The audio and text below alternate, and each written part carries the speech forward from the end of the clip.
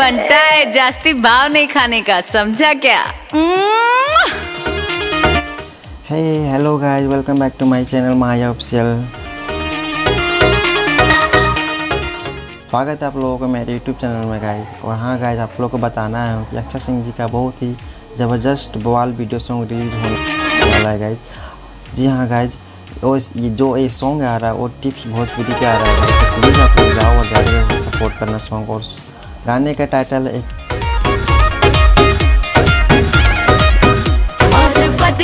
चुम्मा। तो guys please जाओ और सुनो इस सॉन्ग को। और जो इस वीडियो को जो इसके बदले में यूपी बिहार ले ले गाए हैं सॉन्ग को, वो खुद अक्षर सिंह गाए और रोशन सिंह जो उनके साथ दिए हैं। और जो वीडियो में उनके जो साथ दिए हैं वो है करण खन्ना। बनता है जास्ती भाव नहीं खाने का, समझा क्या? हाँ जी, और खुद अक्षर सिंह जी उसके साथ परफॉर्मेंस कर रही है। तो गाइस प्लीज़ आप लोग जाओ और ज़्यादा सपोर्ट करो वीडियो को। और जो इस सॉन्ग को लिखे हैं उनका नाम है अजीत मंडल जी। और बहुत ही अच्छे वीडियो बनकर आएगा, आप लोग जाओ और सपोर्ट करो। Love you.